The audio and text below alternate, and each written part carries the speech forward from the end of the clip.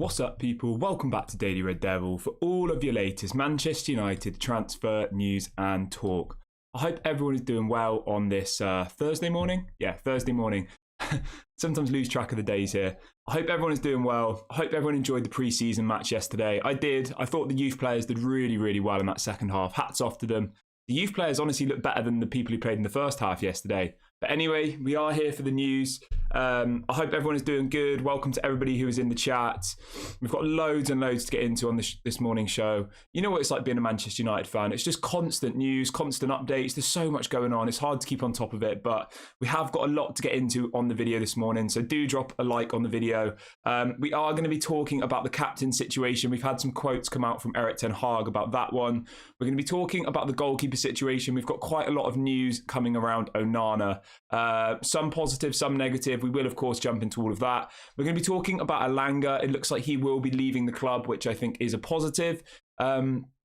We also will be talking about a couple of potential signings that might be coming in, and we will, of course, be talking a little bit about the takeover in the second half of the show. So do get involved in the live chat. Do subscribe if you are new to the channel, and make sure you smash a like on the video. And let's jump straight into the... And let me know how you found the pre-season match as well, guys. Let me know if you enjoyed it. I personally did enjoy it. We did a watch-along for it yesterday. It was our first ever watch-along on the channel. Yeah, it was really, really good. We will keep doing them. So yeah, if you did watch the game yesterday, let me know how you found it. And let's jump straight into the news. So let's start off the show by talking about Onana.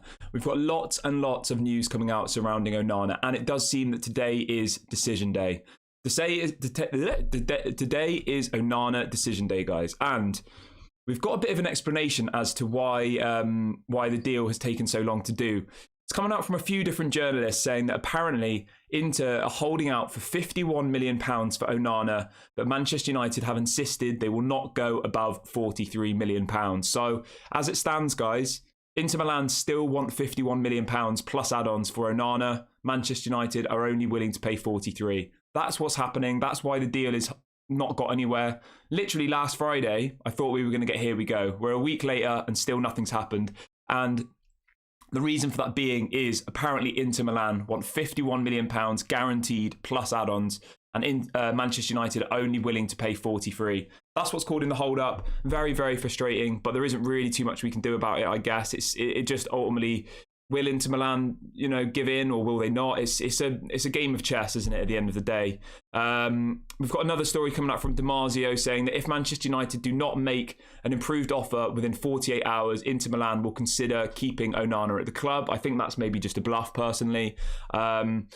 It also goes on to say that Manchester United do need some sort of compromise from Inter Milan. They're not willing to pay 51 million. Manchester United are only willing to pay 43, and Inter Milan want 51, which is very frustrating. It really, really is.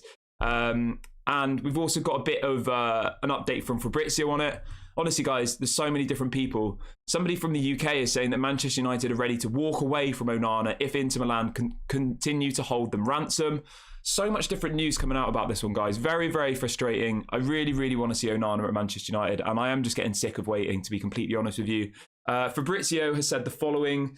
Thursday is the crucial day to make the Onana deal to Manchester United happen. United and Inter Milan will speak tomorrow. Optimism remains about after negotiations in the last few hours. After tense moments, the next 24 hours are very important. Now, this came out last night, so I think we will find out today, either a yes or no, whether he comes to Manchester United. I think today is the day, because the thing you've got to remember, guys, Inter Milan return to training today. So Inter Milan are back at training today. Onana is expected to be back at Inter Milan at their training base today for the beginning of their training camp. So we really, really need to get this deal done today, guys. As I said, anybody joining late, the reason for the delay is apparently Inter Milan are still holding out for £51 million, and Manchester United are only willing to pay 43. So as somebody says in the chat, we've got to meet in the middle. We've got to get this deal done. Give them 46, give them 47. Maybe 51 is too much money, but at the moment we need a goalkeeper. If I was Manchester United, I'd just go and pay 51. I would. It's been going on for too long now. You just need to get this deal done and move on to the next one. We need to be looking at Rasmus. We need to be looking at Amrabat. Like, we can't just be stuck on Onana. The first game of the season's in about, I think it's in 4 weeks, isn't it? The first Manchester United game of the season against Wolves is, I know it's on a Monday night. Let me just double check that one for you guys. But my point is the first game of the Premier League is very, very soon. Like, we're not very far away from the beginning of the season, guys. We're really not. It's on the 14th of August. So we're literally 4 weeks away from the start of the season. We need to get Onana in the door today. We need to just give them what they want and just get on with it. As somebody said in the chat, they do still owe us money from the Romelu Lukaku deal. It is believed that Inter Milan still owe Manchester United around £47 million. So we need to get Onana in today. Today is decision day. Either we'll hear a here we go today, or I do think that we need to start getting worried because, as I said, he is due back at training today. Inter Milan want 51. Manchester United are willing to pay 43. Unless they meet in the middle, unless some sort of compromise is made, I could see this deal potentially falling through, to be completely honest with you. But I'm staying confident. I do think we'll meet in the middle. I think we'll end up paying about 46, 47 for him. I just don't understand how it's taken this long. I guess Manchester United must have, verbally offered this amount of money, and Inter must have said, no, we want 51. No, we want 51. Because at the end of the day, Inter Milan are in a very difficult financial situation at the moment. Obviously, they're trying to buy players as well. They've just put in an offer for Romelu Lukaku, I think, for about 30 million euros. They are trying to sign people this summer, and the general message coming out from Inter Milan is obviously they can't buy any new players until they sell people. So they do need to sell. We do have the upper hand here. They do owe us money from when they bought Romelu Lukaku offers. So we just need to get this deal done, guys. I'm absolutely fed up of talking about Onana. Again, as Manchester United always do, it sucked all of the excitement and all of the joy out of every transfer. Last Friday I was excited. Do you remember, guys? I came on the stream last Friday and I was so excited. I was actually, saying well done to this new Matt Hargreaves, the chief negotiator. Well done to John Murta and Richard Arnold. They've done a great deal here. Really well done. And we're here a week later and we're still talking about the Onana deal not happening. I mean, so frustrating, but it is what it is. Let's move on. There's not much we can do about it at the end of the day. Let's just hope that they just pay what Inter Milan want, because at the end of the day, guys, they want 51. We want to pay 43. I would just give them the 51 at this point. I would. Manchester United need a new goalkeeper. We've let David De Gea go.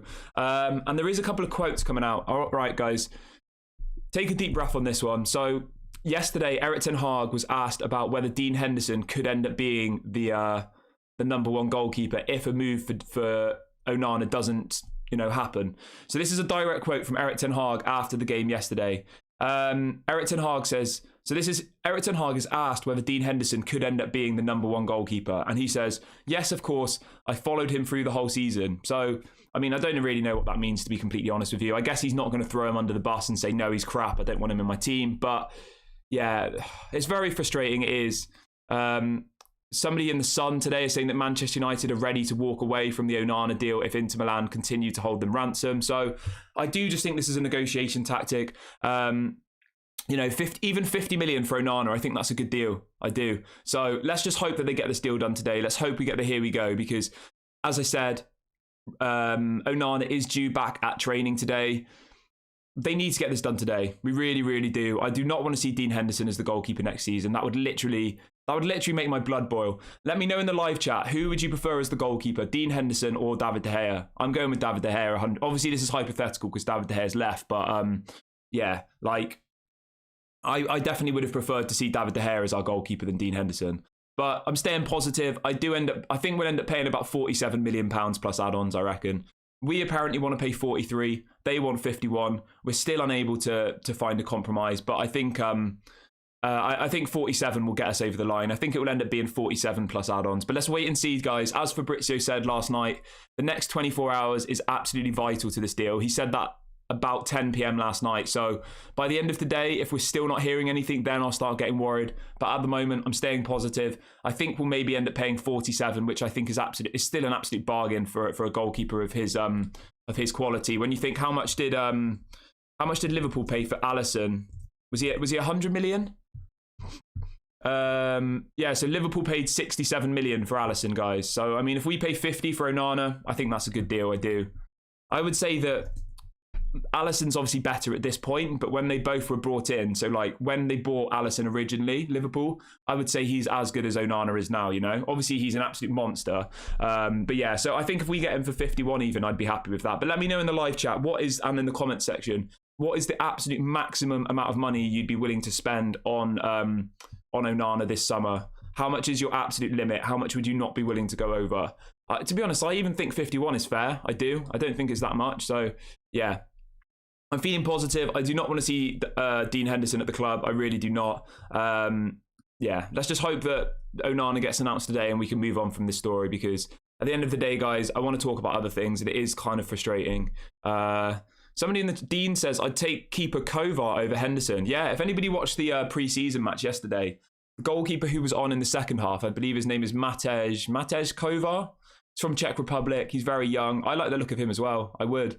So yeah, Dean Henderson's injured at the moment anyway, so I don't think we can worry too much about Dean Henderson. There is another quote that came out about the goalkeeper situation. So Ten Hag says, of course it's important to sign a goalkeeper. Goalkeeper is a key position, but I am happy with the players we have now. So Ten Hag has subtly put it out there that how important this goalkeeper is to him. He said this after the game, that of course it's important to sign the goalkeeper. Goalkeeper is a key position, but I'm happy with the players we have now. So at the end of the day, guys, we know that Ten Hag wants this goalkeeper. We know that Manchester United need a new goalkeeper. So let's just hope that today is the day. 50 million, I do think is fair for Onana. I think that's a fair price. You know, if you think of our net spend would be 50 for Onana and 55 for Mason Mount, that's not too bad. I think, as people are saying in the chat, I think 50 is fair. I mean, I think he's 26 years of age, is he? Let me double check that. He's 27 years of age, so he's probably got at least 5 years at the top level, maybe longer, depending on, you know, goalkeepers go until their mid-30s. So somebody else says, this isn't a Manchester United problem. This is Inter being ridiculous. Good on Manchester United holding strong. Yeah. I think it's good on Manchester United if it works. If the deal falls through, then I'm going to say, well, you should have just paid the extra 5 million. If we end up getting him for less than what they want, then maybe it's a good move. But at the moment, it's just frustrating. Like, we're already playing pre-season games. We need this goalkeeper to be integrated into the team at the very, very latest by next week. Red Devils United says, Kieran, Fred didn't play yesterday because he's on the move. Maybe he doesn't want to injure himself. Yeah, so if anybody missed the game yesterday, Fred was not in the squad for the match. Obviously, that then put out a lot of conspiracies, let's say. Obviously, he's heavily linked to Fulham. Fabrizio said that Fulham were on the brink of putting in an offer for him. It does look like Fred will leave the club. Obviously, he wasn't part of the squad yesterday who faced Leeds in the pre-season match. So I do think that Fred will probably leave the club in the coming weeks, I reckon. It does seem a bit strange that he wouldn't play in the pre-season match. The only reason that would happen really is if they didn't want to risk injury to him. He must be leaving the club. He really must. But yeah, I will be happy if Fred goes. I think then that means we can get Amrabat, which I'm really, really excited about. But at the end of the day, you know how Manchester United work, guys. They do one transfer at a time. Okay, so we'll do Onana, and then we'll start moving to the next one. But as I said, there's only 4 weeks until the season starts now. That's crazy, isn't it? 4 weeks, the season will start. And if we need to get Amrabat and Rasmus Hojlund, like, how long is that going to take? Are they going to take a month to do Rasmus Hojlund and then a month to do Amrabat? Like, we need to be doing like buying a player and selling a player every week between now and the season starting. You know, we need to get Amrabat, we need to get Rasmus Hojlund, and we need to get another striker. And we've got 4 more deals we need to do, and we've only got 4 weeks until the season starts. So it is a bit, you know, we are getting close now, but I know you can obviously buy players after the Premier League season starts, but I just don't like that. I really don't like buying people right at the end of the transfer window. Like, we need to get these people on the pre-season tour. We need to give Erik Ten Hag the best opportunity to kind of be with these players and to learn from them and all the rest of them. Right, let's have a look. If everyone watching can please smash a like on the video, that would be amazing. And everybody who's new, please do subscribe to the channel. We go live at 8 a.m. and 6 p.m. UK time every single day. So do get involved in the channel. Really, really nice community here. Yeah, we're going to talk about Rasmus Hojlund really quickly. Somebody in the chat is asking about Rasmus Hojlund. Yeah, I mean, honestly, guys, last week, I feel like an idiot now, okay? Well, not an idiot, but last week I was being so positive. I was saying, you know, I was telling you that we just got this new chief negotiator, Matt Hargreaves. I was saying, oh, what a great job he's doing. It looks like we're going to get Rasmus Hojlund. It looks like Onana is going to be here this week. And since then, you know, I like to be positive, but I'm just going to be real here, because sometimes you can't just live in dreamland. Since then, we still don't have Onana, and then Fabrizio Romano comes out yesterday saying the following. Right, this is about Rasmus Hojlund, guys, so brace yourselves for this one. Fabrizio Romano says, I'm told that Rasmus Hojlund remains top of Manchester United's list as new striker. I mean, well, great. We all know that. He says, personal terms have never been an issue, and Rasmus Hojlund is keen on the move. Okay, that's also great. He then goes on to say, Manchester United have never sent an official bid, just talk on the player club side. PSG have also inquired about Rasmus Hojlund. So since last week, we've put in no bid, and now PSG have apparently inquired about Rasmus Hojlund. I mean, it is so frustrating, guys. You know I like to try and be positive, but you can't just spin away from these things. Like, we're a week later, we still haven't got Onana, and we still haven't put in a bid for Rasmus Hojlund, and now Fabrizio saying that PSG have apparently inquired for him. I mean, it is very frustrating. Really not good, but I don't know what to think, guys. I don't.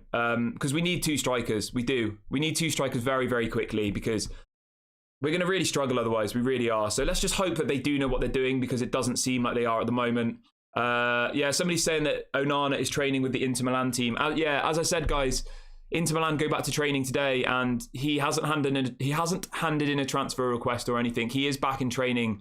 He is back in training today, Onana. So, as I said, today is a key day. Either Manchester United cough up and pay the money, otherwise he could end up staying. Like, that's just the reality of it. Yeah, it is frustrating. It really is, because this time last week I was sat here and I said, hats off to this new chief negotiator, hats off to John Murtaugh, hats off to Richard Arnold. They're doing such a good job. You know, we're about to bring in Rasmus Hojlund, we're about to bring in Onana. Yeah, it is frustrating. Let's just hope that PSG don't actually want to go for him, because I think if PSG want to go for Rasmus Hojlund, then I think we're done for, to be completely honest with you. I know he wants to move to Manchester United, but we move so slowly in the transfer market that PSG could come in and...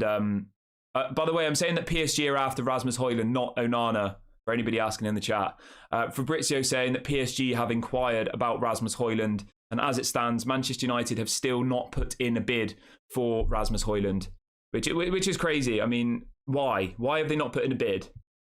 If he's the number one target, right, why have they not put in a bid? Like, just put in a bid. What's wrong with you? So frustrating. So frustrating. But, yeah. Let's read out a few more comments really quickly. So what have we got? Somebody says, let Maguire play as goalkeeper if we don't get Onana. United are paying Maguire 200 grand a week for nothing. What do you reckon to that one, guys? Would you like to see Maguire as a goalkeeper next season? I mean, imagine a Maguire in goal. That would be absolutely hilarious, wouldn't it?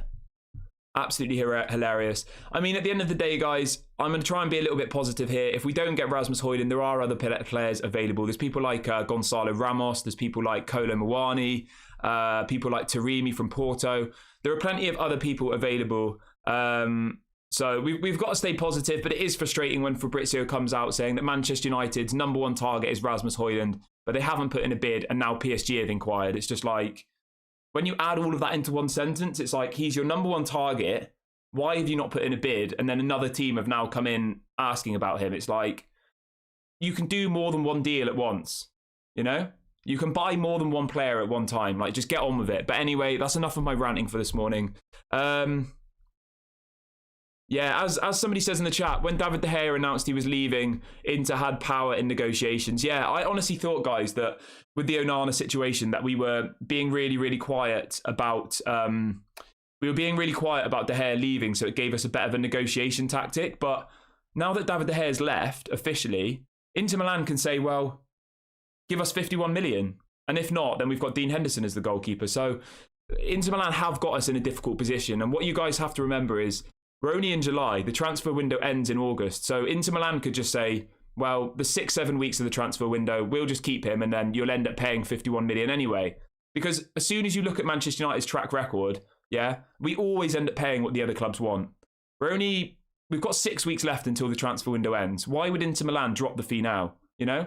£51 million to me seems completely fair. Anybody just joining, the reports coming out in the last 24 hours are that Manchester United are kind of locked in talks with Inter Milan. Inter Milan want 51. Manchester United are apparently not willing to pay more than £43 million for Onana. And there has been no compromise from either party. No one's willing to up the bid. So at the moment, we are just locked in a stalemate.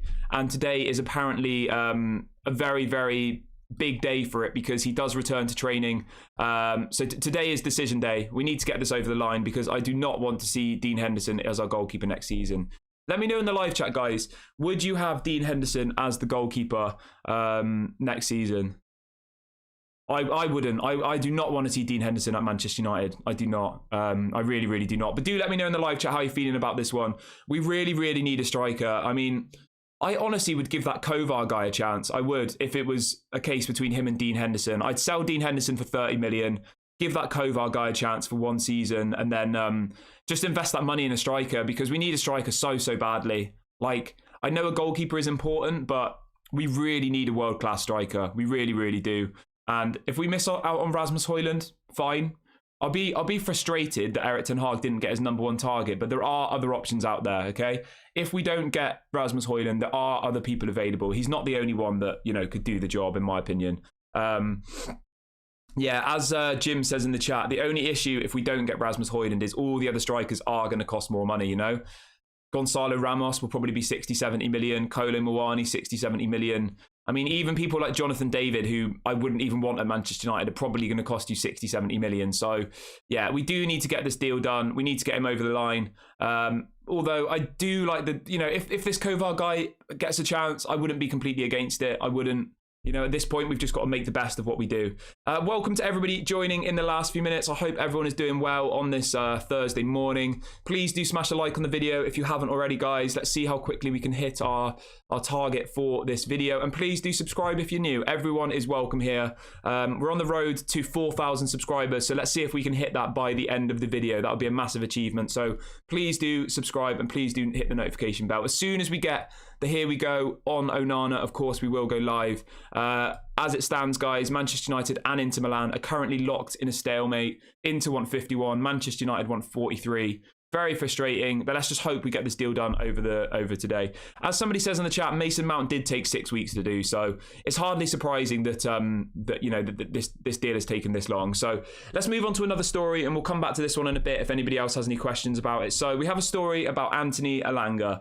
I think this is a positive one. This is coming out from Fabrizio Romano, and Fabrizio has said that Everton are now favourites to sign Anthony Elanga, and they're about to enter direct talks with Manchester United for Elanga. New round of negotiations will take place soon after showing an initial interest. There are also several other clubs keen on signing Elanga. So it does look like Elanga will get his move. I think, honestly, Elanga to Everton, that's a great move for him, isn't it? Everton always seem to take our scraps, don't they? They took, who have they taken recently from us? I can't remember off the top of my head, but Everton always seem to buy players off us, don't they? So yeah, I would definitely sell Elanga to Everton. I think that would be a good move for him. He's still very young. He's 20 years of age? I think he'd do well in an Everton shirt. Obviously, they never replaced Anthony Gordon, is it? The one who went to Newcastle. They never replaced Gordon. I think he'd be a really good player for Elanga. So let's hope that we get that one over the line. Let me know in the live chat and in the comment section how much money you think Elanga would go for. I would probably say 15 to 20 million. 15 to 20 million for Elanga. I think that would be a really, really good price. Especially to someone like Everton, because Everton completely overpay for players, don't they? They always do. Everton, I would say, are as bad as us in the transfer market. They really are. Like, some of the deals Everton do are literally crazy. They buy players for way over what it should be. So yeah, Everton look like they will sign Anthony Elanga. It's a good move for him, and obviously I wish him all the best. It increases our financial fair play budget. So let's just hope we can get that one over the line, because he definitely isn't going to get any game time at Manchester United. He didn't get any game time last season. He's not going to get any game time this season. So let's hope that we get Elanga to Everton. Here we go. I know it's not the most exciting one, but outgoings are important this transfer window, guys, because as you know, our budget is very, very limited. Yeah, we need to make the best of our current situation, and we need to get rid of players. So yeah, let's hope that they do put in a reasonable bid for Elanga, and we can get him out of the club, because yeah, it needs to happen. We've got a bit of an update on the captain situation as well. Eric Ten Hag was asked about the captaincy. Somebody's saying that Onana is off. I'm not sure about that, guys. Let me just double check if anybody's said anything.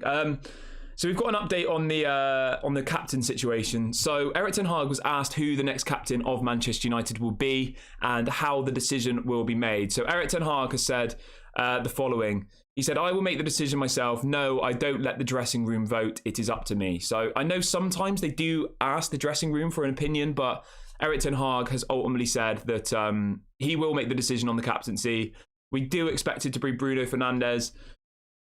I would go with Bruno, I think, or Casemiro, or Martinez. Any of those three players I think would be good. Do let me know in the live chat and in the comment section who would be your preferred Manchester United captain.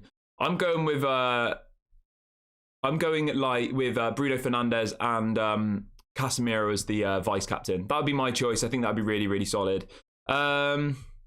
Let's have a read of a few chats. Do get your chats. Yeah, as somebody says earlier on, Everton spent £170 million last season and finished 18th. So we need to get at least £18 million for 18. We need to get at least £15 to £20 million for Elanga. We really, really do. Somebody's saying we could sell Elanga and McTominay to Everton for 40 million.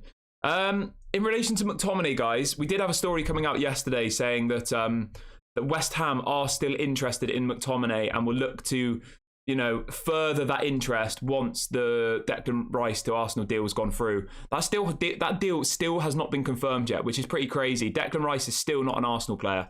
I know this isn't an Arsenal channel, but it still will directly affect us because we know that West Ham are the type of club who would go for somebody like Maguire or McTominay. So we've got to hope that West Ham get their money for Declan Rice soon, and then they come in for McTominay, because I can see McTominay in a West Ham shirt. So let's just hope that one goes over the line. Yeah. It is also Luke Shaw's birthday today, guys. We've had lots of birthdays. We had Amad Diallo the other day. We had Garnacho. And we've got Luke Shaw's birthday today. So massive shout outs to Luke Shaw. Absolutely love Shaw. It is his birthday today. Yeah, I did see that. Declan Rice and Bruno Fernandes training in Portugal together with João Cancelo and João Felix as well. Yeah. So yeah, at the end of the day, guys, we've just got to wait and see. But I do think that once the Declan Rice deal goes through, obviously West Ham will have a load of money to spend and will need to buy replacements for Declan Rice. So I do think that we will see an offer go in for Scott McTominay. I think that would be a great move for him. So let's hope that happens. Obviously, Elanga looks like he's going to leave as well, which is also really, really positive. Who was everyone's standout performers in the pre-season match yesterday, by the way? Let me know in the live chat and in the comment section. I would say in the first half, Mason Mount looked good and Kobe Mainoo looked good. Second half, that Emerin guy looked really good. Aronson looked good. Yeah, I mean, to be honest with you guys, the preseason match in the second half was really, really good. Somebody's asking about the Taremi. So if anybody missed the show yesterday, there was a photo circulating on Twitter, which was Taremi, obviously the Portuguese, the Porto striker's agent, was in Manchester at Old Trafford, right? He put up a story of him at Old Trafford. That has since been confirmed that apparently he was at Old Trafford a couple of weeks ago, not now, and he put the story up yesterday. I mean, I don't really know. That sounds a bit suspicious to me, but apparently that's what happened. He wasn't actually there yesterday. He just put it up on his story yesterday and tagged Manchester, which seems a bit strange. Like, you don't usually do stuff like that, do you? But who knows? I would definitely go for Taremi at this point, because I feel like we're getting desperate again. I really, really do. We've got 4 weeks until the season starts and we don't have a striker or a goalkeeper. You know, I like to be positive, but I am feeling a little bit annoyed this morning, to be completely honest with you. Like, this time last week, I was being so positive. I was giving all of the, John Murta, Richard Arnold, the benefit of the doubt, saying they've done really well this transfer window. We're about to sign Onana, etc., etc. We're sat here a week later. We've got 4 weeks until the season starts and we still don't have a striker and we don't have a goalkeeper. We don't want another repeat of last season where we lose the first 2 games of the season. Like, we do not want that. The first 2 games of the season, imagine if we hadn't have lost those games. Like, anything could have happened in the Premier League. It really could have. We did hit a run of form eventually, but those first 2 games really, really set us back, I think, and really set us back mentally, and it just caused so much media pressure and media stir. So, like, we need to bring in a striker in the next 2 weeks so they can at least go on that pre-season tour, because you've got to remember, guys, the preseason tour to America starts in about a week now. It's getting close. The first game is against Arsenal, I believe. So, yeah, we're getting very, very close, guys. The first preseason tour is around the corner. We need to get those players on that plane. Yeah, we play Arsenal on the 22nd of July, so it's 9 days away. Obviously, we've got another preseason match against Lyon, I think, in a couple of days' time, but that one won't have any of the first team, I don't think. Let's have a look. Somebody's saying Everton have no money. Look at their signings, all free signings. We won't get any good money for Elanga. I mean, at the end of the day, they just sold Anthony Gordon for like, what, £50 million, and they didn't replace him. So they are going to have to spend some money.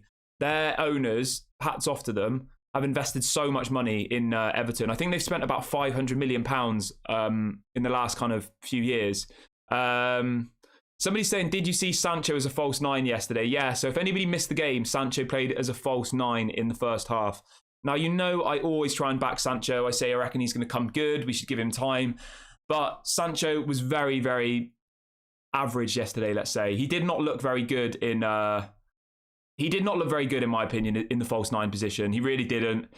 I don't know what we're going to do with Sancho. I really don't. I don't know what position he's going to play in for us. I can't see him on the wing because that's where Anthony plays. I can't see him on the left wing because that's where Rashford plays. And he didn't look very good in the false nine position.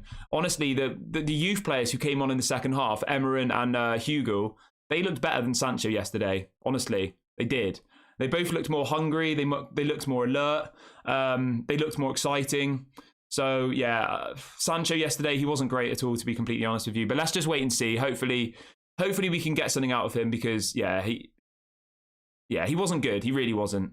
Somebody says we should sell McTominay, Van der Beek and Sancho and bring in Chiesa and move Rashford up front with Hojlund. Yeah, apparently Chiesa is of interest to Newcastle, so I don't know if we'll go for that one. But I do think we will get rid of McTominay. I do think we'll get rid of Van der Beek, and I do reckon that I think Sancho's too difficult to sell, guys. I think we could only get a loan move for Sancho, to be completely honest with you. And like at the end of the day, who is really going to take a punt on Sancho at this point? I think Dortmund would, but other than that, I can't really see many clubs taking a punt on Sancho. I can't. But we'll have to wait and see. Hopefully something does come through. But yeah. Yeah, there was a story yesterday as well about, we did do a video about this, but I'll mention it really quickly because somebody's mentioned it in the chat, about João Felix coming to Manchester United on loan. I think that would be a really good signing. Obviously, he signed a new contract at Atletico Madrid. Apparently, the story is that him and Diego Simeone have fallen out. So, Atletico Madrid would be looking to loan out João Felix again. And we do have apparently a link to him. Manchester United are interested in bringing João Felix to Manchester United on loan. I think it would be a good signing. I really, really do. And I feel like we're getting desperate again at this point. Yeah, I feel like we're getting desperate. And if we could bring in João Felix, I would definitely do that deal. But do let me know in the live chat and let me know in the comment section. Just to confirm, the João Felix links would be a loan move. That's what's being reported.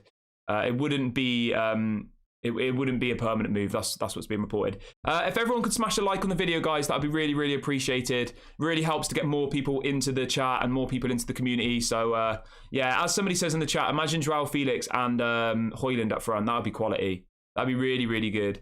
Yeah, I just want to say, guys, I'm not slagging Sancho off. I'm just saying that I am a bit worried about him because I just don't see where he's going to play. That's all I'm trying to say. Like, he's not going to play on the right. Anthony plays there. He's not going to play on the left because Sancho plays there. His best position is the right wing. But Ten Hag spent 100 million euros on Anthony.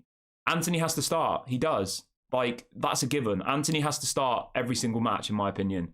Whether that's right or not, that's not really up to us. Like, Ten Hag bought him. Ten Hag needs to make him work. So, yeah, I do think it's going to be an issue, to be completely honest with you. But, yeah, and you just don't want to see Sancho sat on the bench for his own sake. He's 23. He was amazing at Dortmund. Like, you just don't want to see him sat on the bench. That's not good for anybody. So I don't really know what's going to come of it, to be completely honest with you. Yeah, I don't know what's going on as well, like with Amad Diallo. Like, we really, really need to make a decision about Amad. I think he should stay at the club. But if he's not going to get game time, then maybe he should be loaned out. Because, again, I don't want all of these players just sat on the bench, not getting any game time. My only maybe criticism of Ten Hag last season was like he didn't rotate very much. But at the end of the day, if you looked at the bench we had last season, our bench was literally appalling. It was so bad. So maybe it would be good to have people like Ahmad, Palestri, all of these people stay at the club. And then hopefully Ten Hag can do a bit more rotation, because last season we really did struggle with rotation. You could tell that the players were completely worn out, couldn't you, at times?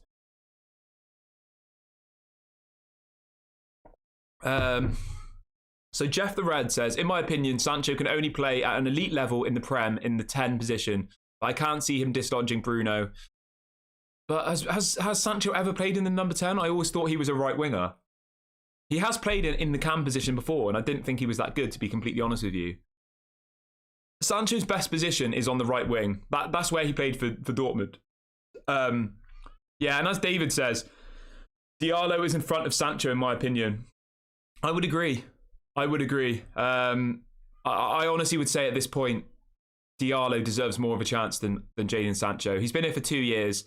Obviously, the transfer fee is not his fault, and the wages he's on is not his fault. But you do still have some level of expectation to perform certain results and performances if you're on that amount of money. You know, we're not paying him 350 grand a week based on potential. Like, he did play well for Dortmund. He was a good player for Dortmund. I don't know whether that's just bad coaching. I don't know whether Ole Gunnar Solskjaer and his team just didn't utilise him properly. You got to remember that when he came in, Ole just barely played him. And he's been playing on the left wing, and that's not his preferred position. His preferred position is the right wing. So it is a difficult one with Sancho. I don't really know what's going to happen with him. I don't know what the best option is for him. I do think he's worth keeping because I think he's only 23. He's one of those kind of players who could go on to be really, really special in 2 or 3 years' time. But I just don't think he's going to progress and get better in the current system, because he's going to be on the bench. He's going to be coming on for 20 minutes. And Jadon Sancho is the type of player who needs to play a run of 10 games in a row to kind of get his form back. And I just don't think he's ever going to get that. So I am concerned. I am worried about him, more for his sake than my sake. Yeah, I mean, people saying like the young players who came on showed more than Jadon Sancho. I do agree. I really, really do. But I just want to say, I think all of the young players who came on in the second half yesterday looked more exciting than any of the people who played in the first half. Like, honestly, hats off to those youth players. They did really, really well. That's a good question, actually. Someone says, what was your thoughts on Brandon Williams' performance yesterday? I'm not going to lie, I did not notice Brandon Williams at all. Which you might say is good because he's a defender. He didn't make any mistakes. But overall, I didn't really notice Brandon Williams. Yeah, I don't really have anything to comment on Brandon Williams. I think he should definitely leave the club, to be honest with you. I don't think he needs to be here anymore. If we could get 5 million for Brandon, I would let him go. He's still young. Let him go to another club, maybe like a Bournemouth, maybe Southampton, that type of club. I think he'd do well there. Yeah, he needs to leave the club, 100%. But yeah, I don't really have anything really to say on Brandon Williams. Do get your live chats in, guys. I will read some out into the second half of the show. We're getting into the second half now, so I will start reading some out. We've got about 25 minutes left of the show this morning, so do get involved and do smash a like on the video and subscribe if you haven't already. It doesn't cost any money. It's completely free. Obviously, we go live at 8 a.m. UK time and 6 p.m. UK time every single day. Yeah, everyone is welcome. So do get involved if you're enjoying the show this morning. It doesn't cost any money. So why would you not get involved? Okay, let's move on to the next story. We're going to talk about the takeover really, really quickly. And the topic of discussion is, why has the takeover gone so quiet? Now, I'm opening this question up to the chat and up to the comment section. Do let me know your opinions, because that's why I do this channel. It's to have conversation. It's not for just a one-way traffic.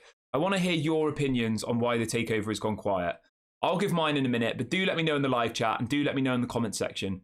Why do you feel the takeover news has gone so quiet? Because as it stands, guys, the last bit of news we heard was, I think, about a week or so ago, saying that that Sheikh Jassim still hadn't had an update on whether his bid had been accepted. He put in his last offer 4 weeks ago. They were growing frustrated. They were uncertain, etc., etc. And we've heard literally nothing since then. We've heard nothing from, Bloomberg, Reuters, any of these kind of financial institutions. Everything has gone quiet around the takeover. Obviously, that is a concern. It is, because people say, oh, well, when's it going to happen? Is the deal going to happen? When are we going to be bought? We need them out now, etc. Everybody's worried. I do appreciate that. But I've kind of come to the conclusion in my head that maybe the silence is actually positive, because maybe something is happening behind the scenes, Like that's what I'm trying to tell myself, because otherwise it's just miserable, isn't it? If you're just constantly telling yourself that they're not going to go, the Glazers are going to stay, blah blah blah. Like it doesn't benefit you in any way. So do let me know in the live chat how everybody is feeling on it. Obviously, it is a really, really big story. It's something that we want to get done now so we can just move on from it and not talk about it again. But I do in some ways think that the silence is actually positive, because like, hopefully, I'm just praying that stuff is going on behind the scenes. And obviously they've signed this non-disclosure agreement, guys. We know that a non-disclosure agreement has been signed.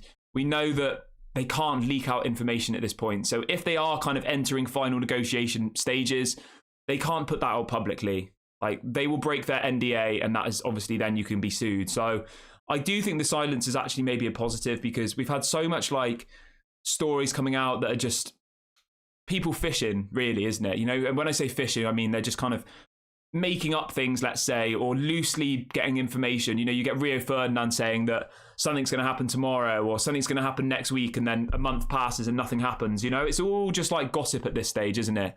I do feel, as somebody says in the chat, it is maybe the quiet before the storm. I do think we will get some sort of announcement in the next couple of weeks. I don't know which way it's going to go. I don't, but I do feel that the silence is actually maybe quite positive, and maybe stuff is going on behind the scenes.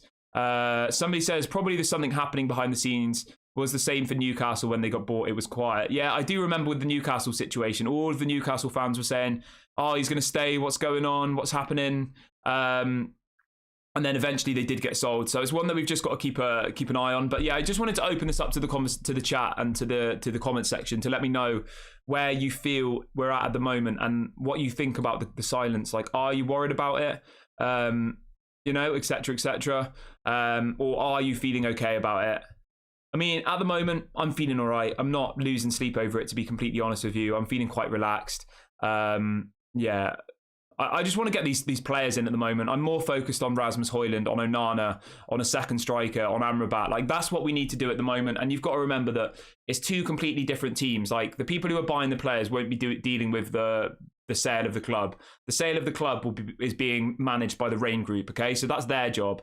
The people buying the players are a completely different team, and they've got a completely different, you know, set of skills and all the rest of it. So all we can do as fans is just try and stay positive. I'm not saying be deluded and live in dream world. Yeah. So we've just got to stay positive. Just trying to get into my... Right. But yeah, let me know how you're feeling about it, guys, because it is important to kind of have these conversations and to kind of gauge how everyone's doing. I do just hope we get the Onana deal today, because that is absolutely essential to the way Erik ten Hag wants to play. We need Onana. We really, really do. Having Dean Henderson as the goalkeeper is not an option, in my opinion. Under any circumstances, I do not want to see Dean Henderson in a Manchester United shirt next season. No way. Welcome, Fred. Hope you're doing well, mate. Somebody says, well, maybe the Glazers are waiting till the dollar gets stronger so they can get a better exchange rate. I don't think so. I don't think stuff like that plays into it, to be honest with you. At the end of the day, they're getting £6 billion. Like, they're waiting for the dollar to get stronger. I don't think that's the case, guys. I don't. Maybe you can call me deluded. You can say I'm living in dream world. You can say whatever you like. But I honestly do feel that stuff is going on behind the scenes, and we do just have to be patient. That's all that can happen, all right? There's nothing else we can do about it at this point. I do think that the silence, I know it's deafening and everyone's saying what's going on, we need to know now, but I do actually feel like it's maybe quite positive. Jeff says, I have a weird feeling that the Glazers will stay or sell after the transfer window. They don't seem eager to finish the sale process anytime soon. I mean, the only thing you've got to remember, guys, right? I just want to say this now. As I said a minute ago, the season starts in 4 weeks. 4 weeks from now, we play Wolverhampton Wanderers at home on a Monday night in Manchester at Old Trafford. If we don't have news by then, it's going to be nasty, okay? I'm not saying I condone violence or all the rest of it, but we've already seen protests. Imagine how frustrated the people going to that match are going to be. There will be protests. It will... But, I mean, at the end of the day, do the Glazers care? That's the question. They probably don't, do they? The only way that maybe we could get them to notice is if we start getting games cancelled and all the rest of it. Then maybe they will start to kind of listen. But otherwise, I don't think they really care, to be completely honest with you. I don't. Yeah, as somebody says, no chance the Glazers will stay. They know it would cause riots. At the end of the day, guys, they can take as long as they want now, because there isn't matches. I know there's these pre-season matches, but you're not going to get people, protesting in the same way in a pre-season match in Norway as you will at Old Trafford. At Old Trafford, it's a very different level of protest as what you'd ever get as in a pre-season match. Like, there's not going to be protests in the America tour. It's going to be at Old Trafford. Like, you don't get them at away grounds either. It will be at Old Trafford. So at the moment, they don't have any. There isn't any games, so there's no real pressure on them. There's nobody. I know there's people on Twitter saying Glazers out, all the rest of it, but the Glazers don't go on Twitter. They probably don't even watch Manchester United play. So it's how do you get in their faces, And the only way you really can do that is by protesting, because if that then makes, world news, BBC News, Sky Sports News, CBN, whatever, then they will see that. But so that's the only way I think that we will get heard. But as I said, there's 4 weeks until the season starts. There has to be something between then and now. We don't know exactly what's that's going to be, but obviously we've got to stay patient. As I said, I do think the silence isn't as bad as people are making out, because as we all know, there's a non-disclosure agreement. They can't be leaking out that, they're about to take over the club until it's literally at that point where they're going to do it. We've heard for months that all of the paperwork and stuff has been done already behind the scenes for both people, Sir Jim Ratcliffe and Sheikh Jassim. So, yeah, I don't know. Anyway, I'm trying to stay positive, but I thought I'd touch on it just really, really quickly. Neil says, Neil thinks it's because Joel and Avram Glazer don't want to sell, but the rest of the family do. Yeah, that is what we've been hearing, isn't it? That apparently Joel and Avram still don't want to sell, but the other people do. I mean, it's really, really difficult to pin down, isn't it, guys? And at the end of the day, it is all kind of guesswork, isn't it? Josh says we should get games cancelled. Well, we did get the Liverpool game cancelled before, didn't we? But that was because of the Super League, which the Super League was like, that needed to be cancelled immediately. I don't know whether, to be honest with you, I wouldn't be surprised if Manchester United fans get games cancelled now. Like, the protests before were obviously a strong message, but they were very peaceful, and they were done in like a good way, and hats off to them. But I do think that if we don't get news before the beginning of the season, like, it probably will be a slightly more serious protest, let's call it, than what it was before that, Obviously, the games that got cancelled were when Liverpool were at Manchester United and it was Super League. And yeah, that was a whole different thing, wasn't it? Right, let's read out a few more comments really, really quickly. Yeah, as Jim says, it would be bad if we don't get the takeover done and we don't get players in. I mean, imagine that. It's like the ultimate doom gloom scenario, isn't it? We don't get Onana, we don't get Rasmus Hojlund, and then we start the season and the Glazers are still here. I mean, that would be... I don't even want to imagine what will happen if that happens, guys. I really, really do not. Yeah, the thing you've got to remember, I don't want to kind of shoot you down on this morning, but at the end of the day, guys, the Glazers don't care. They literally don't care about us. They've said that publicly almost. They've said that the internet fans, they call us a reactionary and all the rest of it. So yeah, we've just got to hold our own. We've got to all stay together, not turn against each other. I do think that the silence is a positive though. Okay, so I'm trying to stay positive on this one. We will move on to the next topic though now, because yeah, everyone who's watching, please do like the video if you haven't already, and please do subscribe to the channel and hit the notification bell. As soon as we get that here we go for Onana, if it comes today, we will of course go live. Honestly guys, I'm sick of talking about Onana. The Glazers, Manchester United do suck the transfer window. I was so excited about the transfer window. I was so enjoying. I still do enjoy talking to you guys. I really, really do. But I was so excited about, we're gonna get the Onana, here we go, like a week ago, 2 weeks ago, and we still haven't got it. It's just like, how do they run a football club so badly? It's so frustrating. It really, really is. We just got to try and not let it get to us, try and have some time out from football if that's what we need, because it does just do your head in, doesn't it, at points? Like, how can they be so bad at running a club? And I just feel stupid now for last week saying, like, hats off to this new chief negotiator, Matt Hargreaves, his name is, he's doing a really good job, blah, blah, blah. And now I look like an idiot because Rasmus Hojlund we still haven't put in a bid for, and PSG are interested in him now. And Onana we still haven't signed. It's just like, what is wrong with these people? Yeah, anyway, let's read out a few more comments really, really quickly.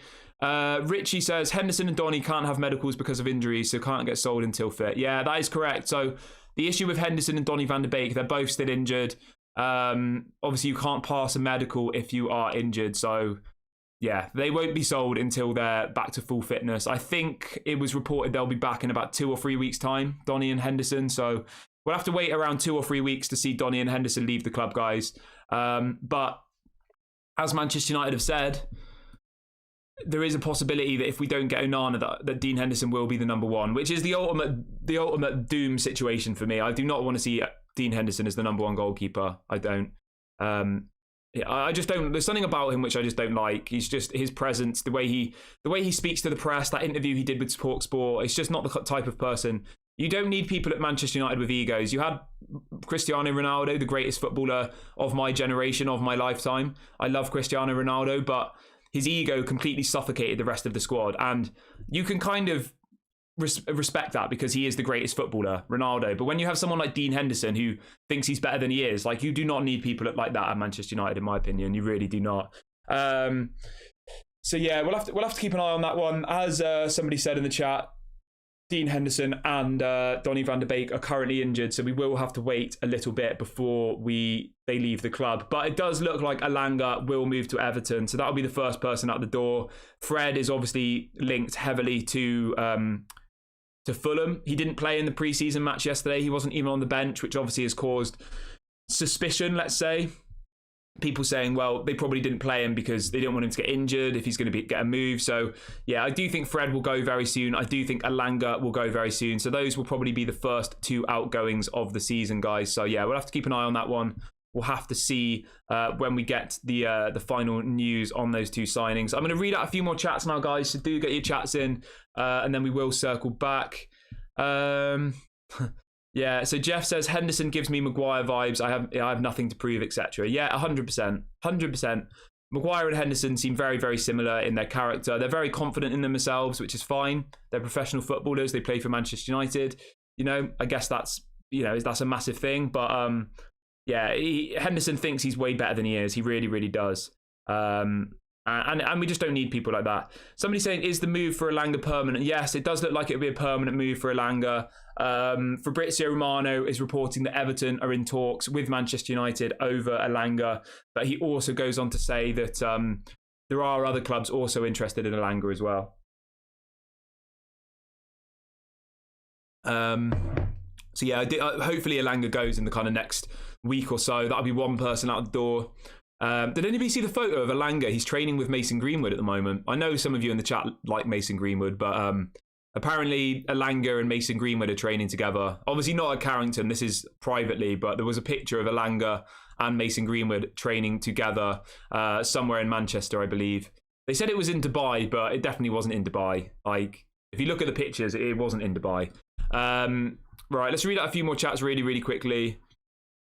Joshua says, all United fans who hate the Glazers should riot and don't go to the home games. That will make them leave.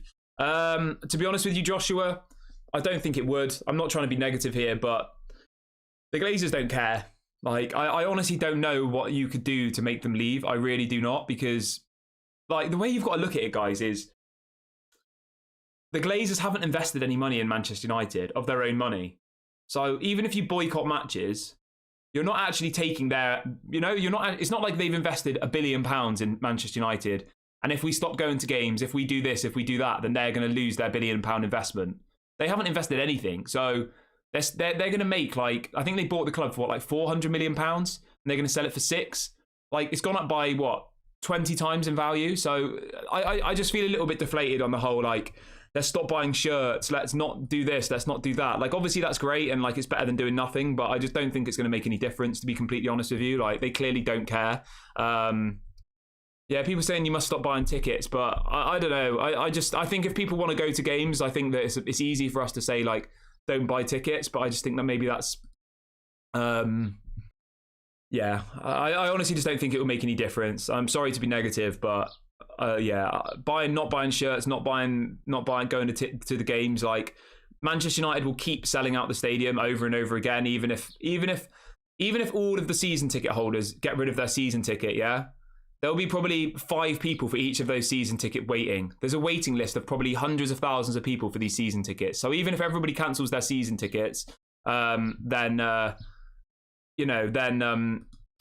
it won't make a huge difference. The message will be clear, but we've tried to send a message before, and the Glazers don't care. They've said that the fans are reactionary and blah blah blah. Like, they don't care. They're not level-headed with us. So we've just got to try and stay positive. I do think that this silence is actually positive around the takeover. I do think that I just pray that we get this, you know, they're leaving in like the next few weeks before the season starts, because I just think we need that bit of positivity to kick off into the next season. I think it will really, really help Ten Hag. I think it will really help his efforts for next season if he knows that there's positivity from the fans, because the only thing that won't help is all of this will not help kind of Ten Hag's general message and his general, you know, how the team will play and stuff.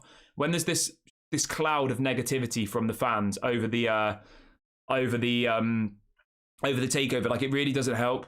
Richie says rioting will lead to disaster. FA Premier League will lead to punishment, points deduction, minimum. Yeah, exactly that. That's kind of what I'm getting at. So as good as it is protesting and, you know, getting games called off, the Glazers aren't going to leave because of that. They won't. I'm sorry to be negative, but I'm just trying to be real with you guys. The Glazers won't leave because we cancel a few games. All that will happen is Manchester United will get points deducted from the Premier League, and then Eric Ten Hag will suffer, and the players will suffer, and then us fans will ultimately suffer. The Glazers won't care. Like, it won't make any difference to them. So, yeah, I agree with you, Richie. All it will lead to is punishment for the players, for Eric Ten Hag, you know, because they'll get points deducted. They'll probably be fined, all the rest of it. So, yeah. Somebody says sponsors is a better way. Yeah. So you see something, and then you get people saying protest in the stadium on the pitch every day. Like, yeah, I don't know, guys. I don't know. I don't know what the solution is to get them out of the club. I don't. Like, boycotting games sounds great, but I'm just not sure whether it will make any difference. I really don't. If they want to stay, they'll stay.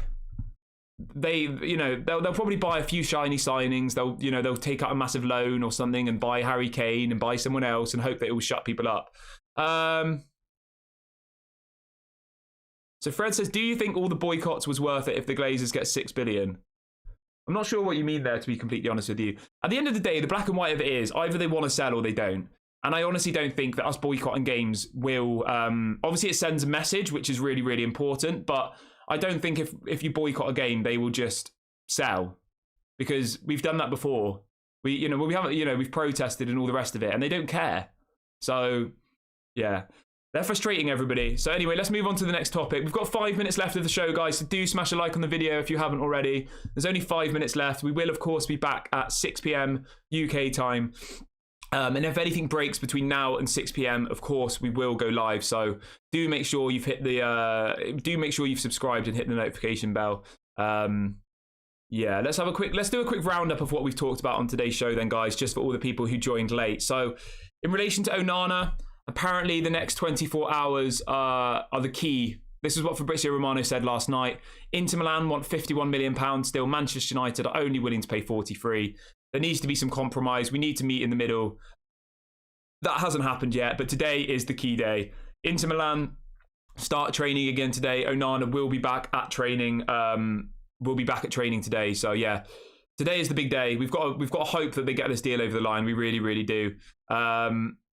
In relation to outgoings, Elanga is in talks with Everton. I think it's over a permanent move, but that hasn't been confirmed yet. Hopefully that deal gets done. Dean Henderson still is of interest to Nottingham Forest, but as somebody said in the chat, and as I know, Dean Henderson is still injured, guys, so he won't be able to leave until he is recovered from his injury. I think it's about 2 or 3 weeks until he's back from injury, but Nottingham Forest are interested and are leading the race for Dean Henderson. In relation to Rasmus Hojlund, Fabrizio Romano came out yesterday saying that he's still the number 1 target, but Manchester United haven't put in a bid yet, and apparently PSG have also now inquired about Rasmus Hojlund. And other than that, guys, that kind of is everything, so I'm going to wrap the video up here. Please do smash the like button on your way out, and please do subscribe to the channel if you are new. I will read out a few comments really, really quickly. Let's read out a few. Let's have a read of a few. Yes, I mean, that's a fair point. Somebody says if it leads to a point deduction, that could be a good sign. So, you know, if you drop points, ultimately we wouldn't get Champions League. But it's like, I just feel so bad for Ten Hag, you know what I mean? Like, I feel so bad for Ten Hag. Like, yes, we could go to these drastic measures, get points deducted, get this, get that. Like, yes, maybe that is the right decision to get Manchester United back and free from the Glazers. But does that then mean that, you know, would Ten Hag want to stay at the club if all of this is going on? Like, I don't know. Yeah, anyway, guys, I'm going to wrap the video up there. Massive shouts again to everybody who's been on the show this morning. It has been probably not my most positive show because, yeah, as always in the transfer window, Manchester United are sucking all of the excitement out of it. But yeah, obviously, as soon as we get the here we go for Onana, if we do get it or if we get any more news, we will go live. So do make sure you are subscribed and do make sure you hit the notification bell. We will be back at 6 p.m. UK time for a 1 hour show. If anything breaks between now and 6 p.m, of course, we will go live. So do make sure you're available, and I'll speak to you guys later. Lots of love.